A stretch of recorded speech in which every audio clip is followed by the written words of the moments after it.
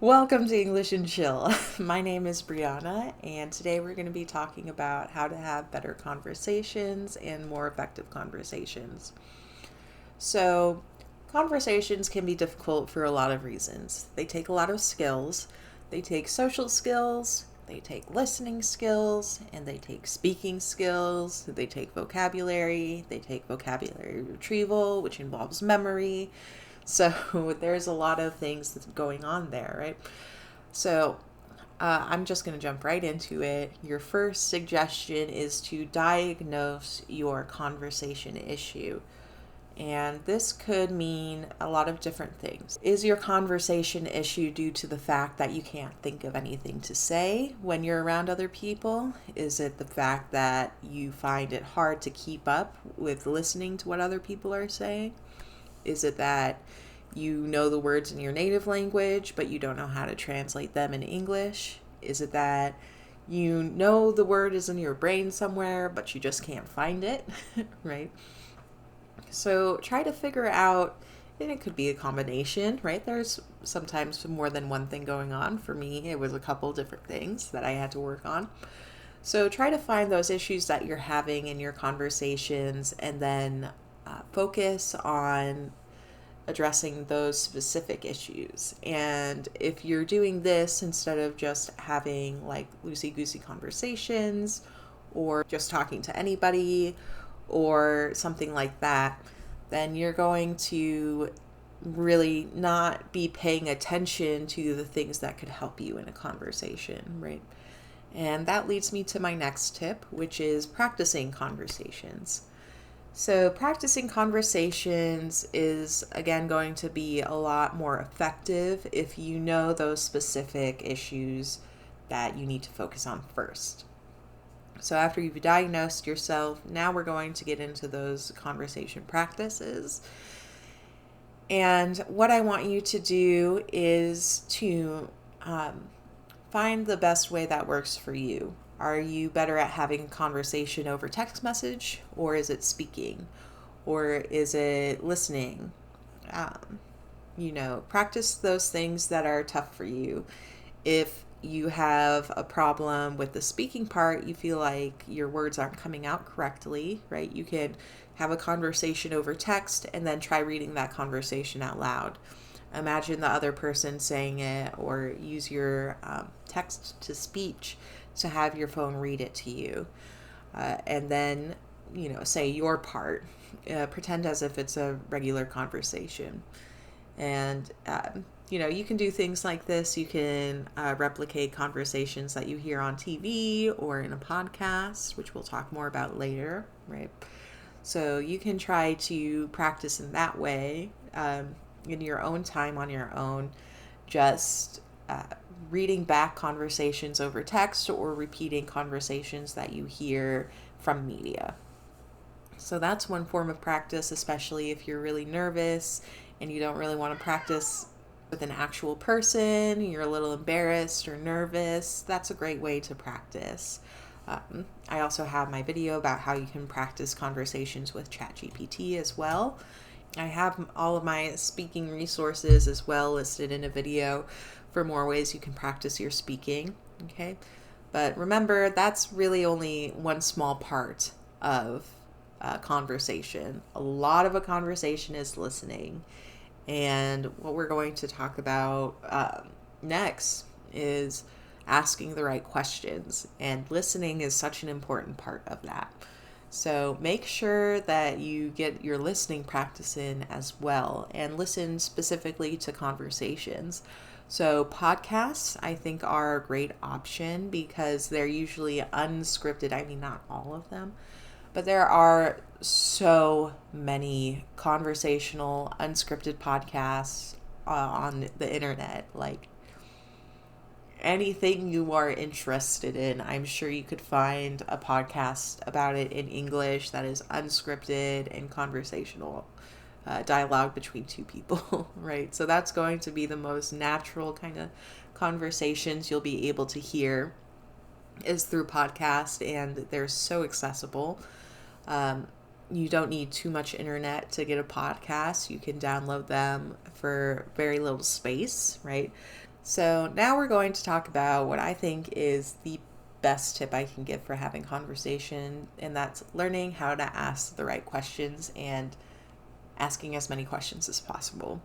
So, you don't want the conversation to be super duper one-sided, right? I try to ask a maximum of 5 questions, and then if the other person doesn't ask me a question in response, then I won't bother them anymore, right? But if I have asked them 3 questions and then they ask me another question, I can ask them some more questions, right? So it's a really good gauge for me in terms of how interested someone is in a conversation.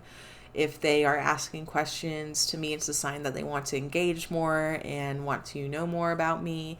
I'm not going to just tell them things or keep asking them questions over and over again, right? 5, I think, is enough if they haven't asked me anything until that point, right? You might think like 5 questions, that's a lot depending on your conversation skills, but I thought that before too, and I've gotten to this point where questions are really, really important in a conversation, and I feel like I can ask a lot of them.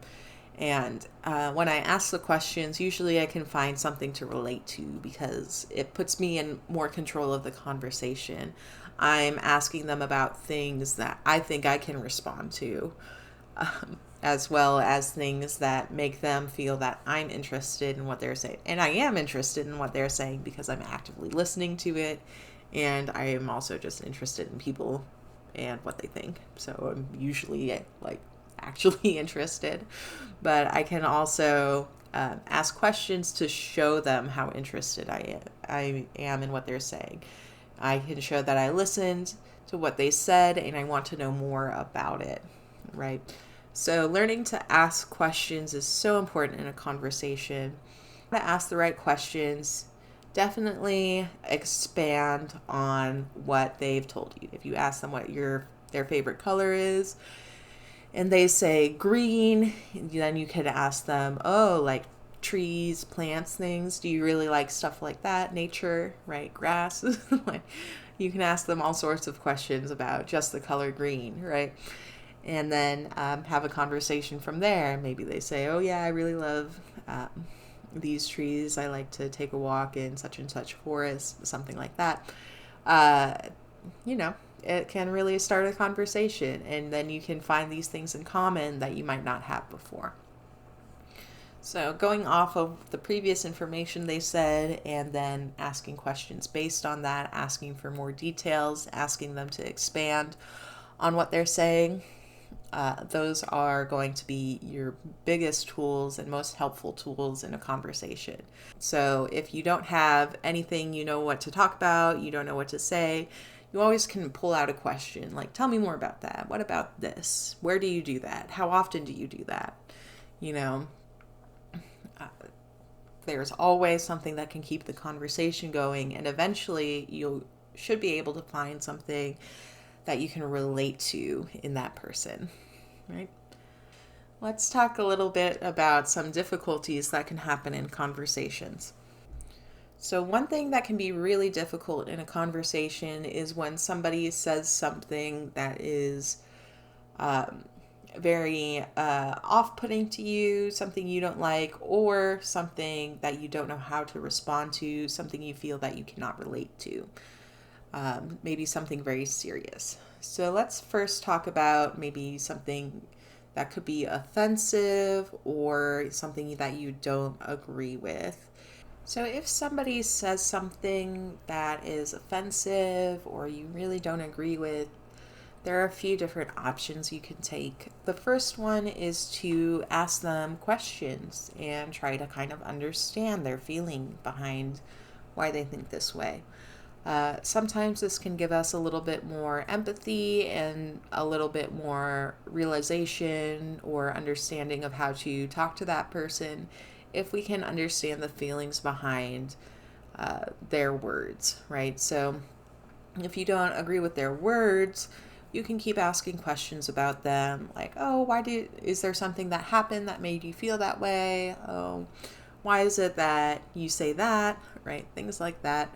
You might be able to get to more of a root issue and more of a root feeling that's a little easier to relate to than what they're actually saying. Now, I understand that this isn't always the most effective or practical thing to do. You can't always have a deep conversation like this that gets to the root of somebody's feelings or gets you to an understanding that you're happy with. It could just cause more disagreement and more misunderstanding. It is a risky way to handle a conversation like that, but it can be very fulfilling if you're able to do it correctly. So that's one way to handle it. Another way is to stay silent and to hope that they understand that you're uncomfortable, but that usually just makes things more uncomfortable, and usually they just keep talking to fill the silence. So I don't know if that's the best method. Instead of doing that, you can if you don't want to talk about that topic, if you don't want them to say anything more about it, you can say, can we talk about something else? Sorry. Or, I don't really feel like talking about that right now. Can we talk about something else? Right? Something like that. Just give them the idea that you don't want to discuss that issue. Be polite about it and try to tell them where you're coming from. Let them know that you don't want to have that conversation at this time, right? And most people will be understanding. If somebody keeps pushing, then you probably don't want to have more conversations with that person. Okay, sometimes that's just how a conversation goes. It ends or resolves with you knowing, okay, I will never have a conversation with this person again, right? And that's okay. But if somebody is sharing something really personal or tragic with you and you're not sure how to respond because it's such a heavy issue, this can be a very difficult thing to handle in a conversation. So if you learn some really kind of big, heavy news about somebody, you might not be able to give them a really good answer. So if you look up Brene Brown, she has a lot of great videos about how to speak with people, conflict resolution, and empathy-based conversations.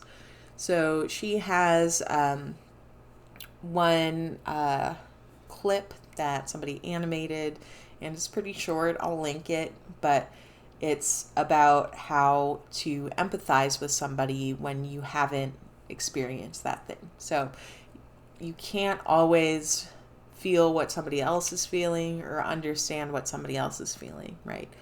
We're humans and we don't all have the same experiences, even if the same things have happened to us, right? We experience things from completely different perspectives. And sometimes somebody has experienced something that we don't have any experience with at all. So in that case, you don't have to give them well, at least this is a good thing, or, this is good, though. You don't have to do that. You can just say, I don't know what to say, but I'm so glad you told me, right? So don't try to cheer them up necessarily. Just say, like, I really appreciate you telling me that. Thank you for telling me. I'm so glad you told me. Just acknowledge that them expressing that to you is a good thing.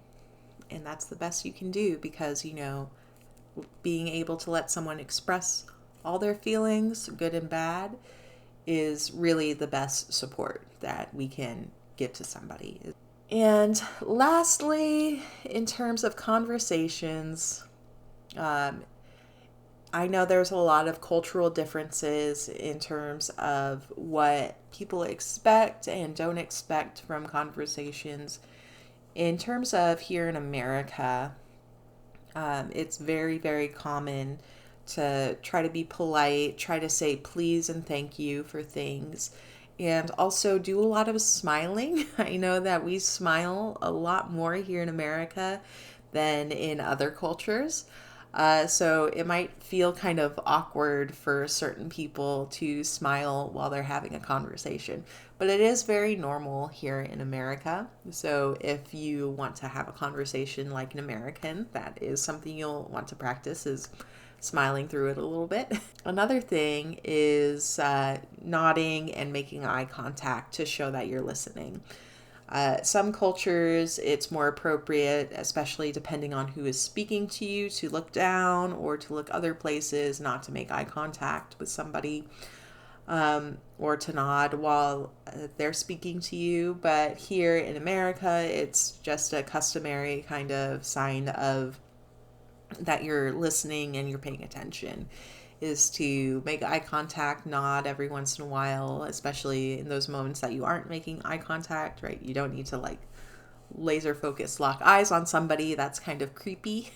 But make sure to make some eye contact, try to maintain, good amount, maybe 75% of the time making eye contact with them.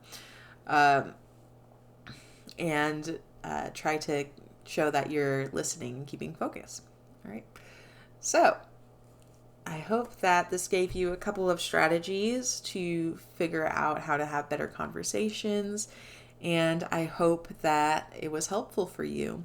So, in our next video, we'll be talking about some more listening strategies, and I'll see you then. Feel free to watch some other videos on my page if you like this one. Bye-bye.